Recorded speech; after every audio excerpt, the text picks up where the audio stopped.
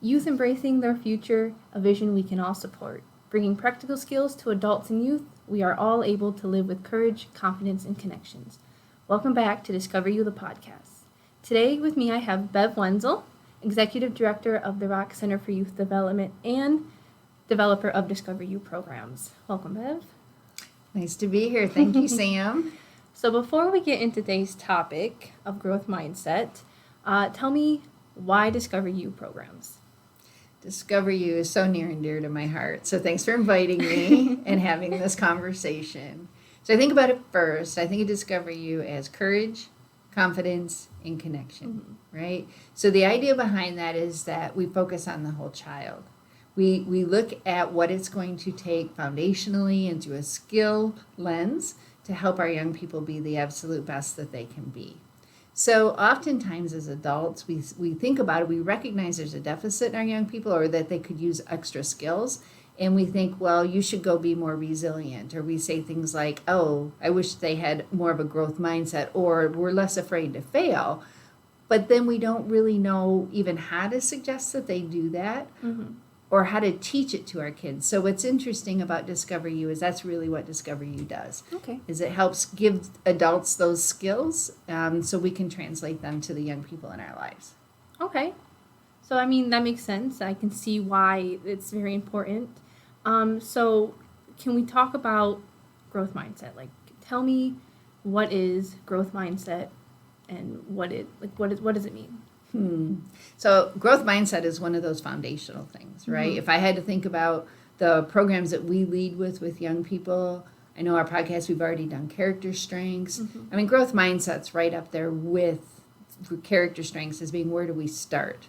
So for fun, I'll just start with talking about what is a mindset, right? So when you think about mindsets, what you think about is it's how you see the world. It's how you think about things. It's your attitude. It's the view that you have for yourself, the world, and the people around you. And that's your perception. But you know, the reality is perception is everything. Okay? So that's a mindset. Then you asked about growth mindset. So for fun, I'm going to talk about a fixed mindset. Okay. And that's pretty much the opposite of growth mindset. But I like talking about a fixed mindset because I think it helps people to go, oh, I'm that way in this instant. Oh, I've seen this. Oh, that's what we're talking about, okay? So when you think about a growth mind or a fixed mindset, really what you're thinking about is that your abilities, your world, what you know is kind of fixed. Like there's a ceiling there. You have a capacity and it's a finite amount, right? So then you feel like you can't take chances. Life gets a little bit scarier. So when you're thinking about a fixed mindset, you're really looking at the world and going, things can't change, I can't change. This is all I have. Sometimes you'll see it in young people where they're really looking for validation all the time. Like, did I do good? Is that good enough? Right? Because they are who they are, and so in order to be good enough, they have to be good enough in that moment. And then if you have a fixed mindset, you often think that it's bad if I have to try. If I have to work really hard at this, or if I make a mistake, that means I'm incompetent. And again, this is who I am, this is all I have, so I'm not willing to take that risk. So by effort becomes bad, our basic qualities are stuck and we can't change. We think about everything in the moment of being a failure now, and that effort just means that that's my capacity and that's all I can do, so I'm defined by that. So what I'm going to do if I have a fixed mindset is I'm going to avoid failure at all costs. I'm just not going to take risks. And we know healthy risk-taking is an important part of development. Yeah. Right? Or the human experience. Yeah. So, to your point, what is a growth mindset? Right? So, again, I said fixed was kind of the opposite. So, you'll feel some of that here. But a growth mindset is really the idea that our basic qualities, we can develop them and we can change them. And it's us. It's also believing that in the people around us and the world around us, right? So you'll hear optimism come up a few times in the conversation because it is a view of the world that allows for things to get better, to change and improve, right? And we know we have a choice in how we think and how we choose to view the world. So the important thing is not to just identify someone has a fixed or a growth mindset, but to realize that we control what we think, how we address the world, and we can adjust this. We can work on this. We can make a conscious effort to do this. All right. So if you have a growth mindset, right, now you start thinking about effort and hard work. Okay. And so we know that if you do that, if you work hard, if you commit to it, that you're going to get results and you're going to grow. Mm-hmm. So the adage or the idea that anybody can be president, maybe, not sure, but what's true with a growth mindset is everybody can improve. Mm-hmm. Everybody can get better. And if you work hard enough at something, you are going to continually get better. Mm-hmm. Okay? So failure becomes a word that we want to use differently or not use at all, really, because failure's not the point. Mm-hmm. It's the thing is that if you're learning, you're going to make mistakes, Right. and that's how you're going to grow. Yeah. If you don't make mistakes, you're not taking chances, you're not pushing it far enough, and you're really limiting yourself in what you can do. Mm-hmm. So our brain grows as we use it, so we can't interpret that as failure. Okay? So if I say, oh, I'm not good at math, okay, and I will pick on math because that's kind of one of my growth mindset things, is that what we're doing is we're limiting that instead of saying, oh, math's hard. Well, that's because I'm working my brain out and I'm learning it, and it's okay if it's hard. Mm-hmm. The point is especially as we convey this to our young people, we don't have to get it right away. Too many rights right there. We just want to get better at it, Mm-hmm. right? We want to be able to enjoy the experience. And growth allows for that continuous improvement. So then when we have to work hard and we put forth that effort, we don't just tolerate it, we actually value it and embrace it. And that becomes a big part of growth mindset and how we encourage others to have it. The other thing is that you think about how effort then becomes this idea that you're improving and you're growing and you're learning, and this growth mindset then helps you in the short term, but it also helps you in the long term. Mm-hmm. And there's one thing that's really noteworthy, Sam, and that is that people are often, I would say always, both fixed and growth mindset. Okay. How does that work? How can you be both? Well, oftentimes you'll notice it's under different circumstances. Okay. So sometimes some people might have a fixed mindset around, say, sports. Okay. I'm not good at sports. I can't do sports. I don't do sports, Mhm. right? And they might have a fixed or a growth mindset around something in academics or in playing music, right? Where they've had more opportunities, more positive experiences, that they're going to look at that through more of a lens of a growth mindset. So if you look at yourself, you examine the young people around you, as you look for opportunities to help work on a fixed mindset, look for the opportunities where they're also using a growth mindset. Mm-hmm. Because that's a great way to help them see how when you have a growth mindset, you have more experiences, more positive, you're having more fun, and you're learning and growing versus the times when you have a fixed mindset. I see. Well, that's a lot of information to take in all at once. Oh my gosh. Do you have any examples from your own life about having a fixed mindset and growing into a growth mindset or anything like that you could share? Yeah, I do. It's funny. And as I was thinking about that this morning, I was thinking about coming over here to do this podcast. Mm-hmm. And it wasn't that many years ago that public speaking was completely out of my wheelhouse. I was sick if I had to speak publicly. I mean, I literally would be physically sick, and I believed I couldn't do it.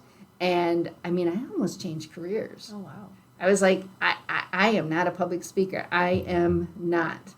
I looked at my past where I had either failed or perceived myself as failing or just not willing to take the chance. So I was completely fixed mindset around that.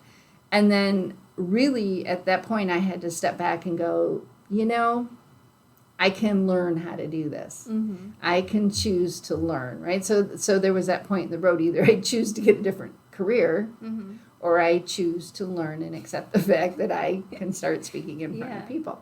So then I went down that road, and it actually became more fun, and was willing to take those chances. And what's interesting is once I was more successful in that, it really helped me to embrace a growth mindset on other things. Oh, really? Yeah, I think when you realize, oh, I can change how I think, and this is a really big one, then I think it kind of starts that spiral. Oh, awesome. Well, that's really cool, and it's nice that you can like see that in yourself and be able to grow from it and be able to speak back on it as like, yeah, I saw this as a challenge and I conquered it, grew through it. Now I'm a good public speaker because you're here on our podcast. So, can you kind of explain to me and to our listeners what a growth mindset and what a fixed mindset might look like to our young people, to our youth, and kind of like what that looks like in like maybe different settings, like maybe in school or with friends? Sure. So I think about so many times our young people define themselves and they put themselves in this box with this really small ceiling, right? This really low ceiling when they're so incredibly young. And we just want to gasp, right? We just look at that and go, oh my gosh, you're 11, you're 15. Really don't tell me you can't do that yet. So I think about one young lady who's telling me she can't get a job. She simply cannot get a job. She's just unemployable. Okay, she's 15. She's unemployable. And I said, well, why? And she says, well, I just cannot talk to people. I can't do it. I'm scared to death to talk to people. I have no people skills. And my brain's going, you're 15. You can, But really, the conversation we had then, which if it were my kids and that many years ago, I'd have said, really, you're 15. Now, knowing just a little bit more, what I said was, okay, well, tell me a time when you were able to talk to people, when you were comfortable in a situation. Well, when I was over at my friend's house, I was able to talk to her family, Well, tell me why that worked. Oh, well, I had a task to do. I knew I had to interact. So then how can you take those skills and turn that then into this getting a job? Oh, well, I suppose I'll know what to do. I'll know what to ask people. Right? So that becomes a form of self-efficacy. Another young person wanted to come to our programs. He was so very shy. Oh my gosh, this young man was so very shy, and his mother was so concerned, and he just could not do people. He could not be around people. And when he first came into our program, he literally vomited. I mean, he was so stressed and so sick. And yet, working through that idea that you can learn, you can grow, you can change, he was able to actually become very outgoing in our programs, and his whole world changed. And that's where you get into that mindset really affecting your world. Because if you believe you can't, then you don't. And just think of all the opportunities that you miss. I mean, what about you, Sam? How have you seen growth mindset in your life? Yeah, no, I mean, with this podcast, I never really saw myself as like this amazing tech guru who can do all technical things and knows everything about everything. But with becoming, admin of our learning platform and kind of stepping into that technical role, I've done a lot of Googling and like really been like learning and opening myself up to, I am more than just sitting behind a desk. I can do this stuff. I can problem solve on the fly and figure out why our camera only records for 12 minutes and come up with an easier solution. And it's nice. In the past, I feel like I probably would have just, well, our camera only records for 12 minutes, so I guess we're only recording for 12 minutes. We're going to have 12-minute long podcasts every other day. So, sorry, but I see myself moving past that, and it's like a nice feeling, It feels good. And I've also seen it like in our kids, because, I work with the summer camp and stuff. And a couple weeks ago, we had unusual sports, and one of the things that we did during that week was juggling. And when we told all the kids we were going to juggle, they were like, I don't know how to juggle. I can't juggle. I've never juggled before. I simply cannot juggle. and just working with them and being like, no, this is how you juggle. I don't know how to juggle, but I'm open to the idea of learning. And yeah, they all laughed at me because I just kept throwing the balls and I couldn't catch them, but watching them do the same thing, throwing the balls, and then getting better at throwing the balls, and then getting really good at throwing the balls, and now they're adding the third ball, and now they're really juggling. It, like, you could see their expression on their faces, just like, oh, I can juggle. And now we're seeing kids who, before the juggling, who were really shy and like didn't want to do anything that they thought that they would not succeed in. They're doing things. They're trying new things. They're talking to people that they wouldn't normally talk to, and it's like, it's so heartwarming. I love it. Like, I love seeing it, and it's really cool. So you bring out two really good points, Sam, around how as adults we can interact, and then why growth mindset is so important. So the first thing I think about is your example of juggling, and the confidence that these young people had by learning to do it. So they took a chance. They were semi-successful. They might not be on a juggling tour anytime soon, but I mean, they were right. They built confidence in that. So then the difference became they became more outgoing. They became more willing to take additional chances. So when we think about how important growth mindset is, especially the younger that we can develop it and help our young people develop it, the better it is because of those possibilities that open up. So if I can believe in it here, then maybe I can take a chance here. If I can learn to laugh at myself when I'm juggling in a safe environment, right? When everyone else is failing all around me and it's fun, and we're going to talk about making failure fun, then what we can do is we can just build on that, and the young people just run with it. Once they start getting these, like they don't know we're developing a growth mindset in them when you were teaching them how to juggle. Right. But the way you taught to them and the way that you helped them, the way you were willing to model failure and make it fun, that's life-changing for these kids. It really is, because they're little sponges, and they soak up everything. They soak up our energy. So if we go into it and we're like, oh yeah, you're going to fail and you're going to suck, they're going to go, I don't want to do this. I'm going to fail. I'm going to suck. But if you go in ready to laugh at yourself for failing, they're going to go in, and it's so good. Failure is fun. That's the new mantra. So, why, as we're moving through the fixed mindsets and the growth mindsets, are there things that you shouldn't do? Are there things that you should avoid when working with or talking to youth about these things? Absolutely. So there's things you can do and things you shouldn't do, right? So you want to start with can do's or shouldn't do's? Let's start with shouldn't do's. Okay. So we often have really good intentions as adults. We really have really good intentions. And I know when my kids would struggle with something, I wouldn't want them to feel bad about it, right? I just wanted them to know it was okay to be them and it was safe. And so I'd say things like, yeah, it's okay, maybe math isn't your thing, right?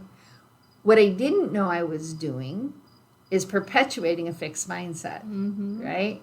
Or if I said something like, oh, don't worry, not everybody's good at math, I'm basically telling them they're not good at it and not to worry about it. So whereas I think I'm being encouraging, I'm not. I'm really discouraging them. I'm putting them in a box and putting that ceiling on them themselves. So that's something that really should be avoided. The other thing is that sometimes we say, just keep trying, just keep trying. So that's good on one hand, but yet if they don't have perhaps the skills or the support they need, they might be keeping trying and failing because there's pieces that they're missing. So really to kind of be aware that, yes, keeping trying is good, but then kind of helping to make sure that they're not doing that to no end because they don't have the skills that they need. Yeah, okay. Okay, now what about the should-dos? Oh, there's fun should-dos, and you just mentioned so many, so I'm going to take an opportunity here as they come up. So just in the two examples that you used. So what you did is you portrayed that challenge of juggling as an opportunity, right? You made it so it's a fun opportunity, it's something we can do together, it's something that we can grow, and that difficult is okay. It's okay if something's hard. It doesn't have to be scary. It's okay. It can actually be fun. Some of the other things that you need to do is you think about how we often are in a hurry, right? We want to really put emphasis on growth and not speed. So, and this can be a challenge too, because I know we have time constraints and we all have busy lives, and it can be super hard when you think about it like that. But really looking at growth as something that we're developing, and we just want to be better today than we were yesterday. Mm-hmm. So how do we celebrate and work off from that? Okay, so if you have some kids might finish a project really, really fast. So we're all sitting down, summer camp. Mm-hmm. Kids are working on a similar project, a science project. Some kids get done really fast. And our tendency might be, oh, you did that really fast. That's really good, right? And that's okay, more or less, to say that. But really, if we said stuff like, that's a nice project, you worked hard at that, good for you. Obviously, you know more now than you did before you started, right? Mm-hmm. So that also brings in the idea that the process is more important than the result. So using that same example of kids working on like a STEM activity, to be able to say, well, you know what, that robot might not work, right? That's not where we need to focus. Mm-hmm. What we need to focus on is the process that we went through to get to that point, whether the outcome is completely successful as we envisioned it or not. Mm-hmm. So then you take that and you look at it and you think, so it's more important, really, and this can be really counterintuitive to some folks, it's more important that you try than you have natural talent. Mm-hmm. So actually data tells us that natural talent, though it's important and it can be helpful, Mm-hmm. the bigger indicator of success is really about your ability and your interest and desire to work hard. Mm-hmm. So you want to encourage that hard work over being naturally smart, Mm-hmm. right? And I think part of that's too is we'd hear about geniuses. Oh, this person's a born genius. I think we need to redefine genius, because there is natural talent out there, and that's good. But oftentimes, if that natural talent is around a fixed mindset, so much opportunity is lost for that person, right? Mm-hmm. Because if they start out being, acknowledged and praised for that natural smartness, then they start thinking, well, then if I have to work at something to learn something, then that means I'm not, Mm-hmm. right? So we want to be really careful around that. Mm-hmm. Oh, let's see. We want to do things like, goal setting. And that doesn't have to be helping kids to do that. That doesn't have to be like a sit-down process all the time. But really them recognizing some milestones that they can work toward, Mm-hmm. that they can celebrate that effort in, Mm-hmm. that they can celebrate successes when they have it, but really, really looking at the effort.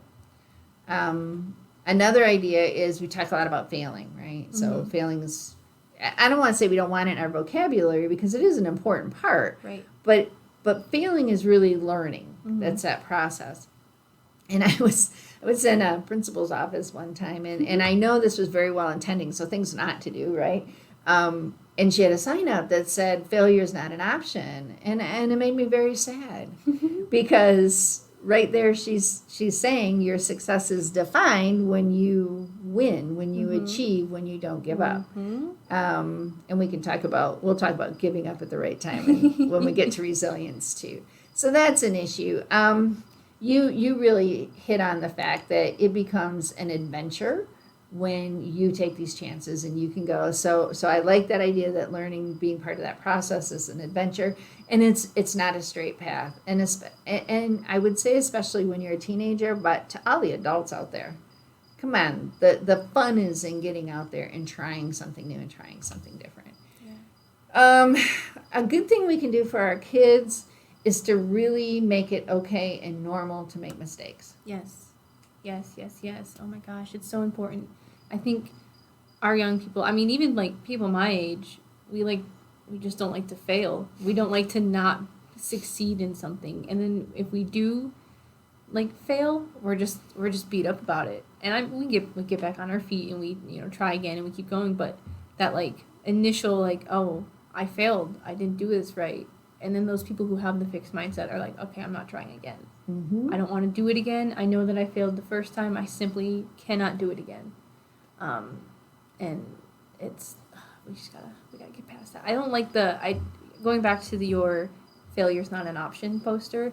I remember seeing that poster when I was a kid, and it like definitely resonates with the children and like in the teens, and even like up into like our seniors in high school. It like resonates with all of them. I remember my senior year of high school, I was auditioning for the School of Music at the college that I went to. And I practiced and I practiced and I practiced. I took private lessons. I was like, I wanted to be a music teacher, and that's what I knew. And so I knew that I needed to audition to get into this school. I needed to play this really beautiful piece, and I could play it. I played it beautifully. My instructor was like, that was so good. And I went to my audition, and I started playing, and I messed up. And immediately my like whole performance just declined. I couldn't do anything the rest of the time. But afterwards, I left it, and my mom goes, "It didn't sound like you played a lot in there. Like you played a couple notes, and then the music just stopped." And I was like, "Yep, I don't want to be a music teacher anymore." Aww. And I gave up. I gave up on being a music teacher, and it worked out for me in the end. Like I ended up going into a field that I really love, and now I'm here. She's here. But I remember like just thinking like, oh yeah, I failed, and that was it. And if I could go back to and talk to senior year Sam, I'd be like, hey, don't give up. Try again. You don't need to have a major your first year of college. You can wait. You can try again your second year, your third year. So. Oh my gosh, that's so huge. And that's just a perfect example on how going through life, these little messages that we get all along, right? And sometimes they're so subtle. Yeah. And it's so important as the adults in young people's lives that we realize these messages that we're sending out. Yeah. Right? So even when that message was not directed at you per se, that you saw failure's not an option, but it spilled over on you. So you might be speaking to one young person, someone else hears it, it's out of context, whatever, and then all of a sudden they feel like, well, that I can't do that, or whatever it is they're picking up on. And I think the idea that for our listeners, the fact that you're listening to this podcast and you're curious about it, and that we become more aware that our interactions with our kids really need to be intentional. Like they're never going to be perfect. So that's the fun part too. When we allow for growth with our kids and we help them laugh at mistakes, we can laugh at our own mistakes. Right. And I wonder too, Sam, so Sam and we've been working together for a while, and I think, maybe I'm wrong, but we have an environment where it's okay to make mistakes. Oh yeah. Right? Definitely. It's safe.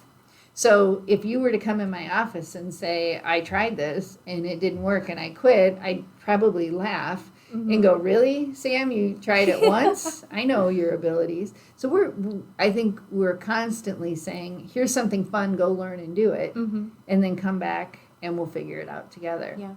So it's in that knowledge. And then for you, if you could go back and talk to senior Sam, right? I wish I could go back and talk to some people and just equip them with that knowledge ahead of time that it's not over. It's just beginning. Yep. You're just starting, and this is just one of the hills on your climb. Yep. And then every time Sam comes in and she starts something new, we all have a party and celebrate and go, oh my gosh, we knew you could do this, Sam. I mean, we're not surprised at all. Yeah. Right? Yeah. And go ahead. You go ahead. I was just going to say, and Sam's, you're just very good at doing that when you work with the kids too. Well, thanks. I love that. You mentioned before how to make failing fun.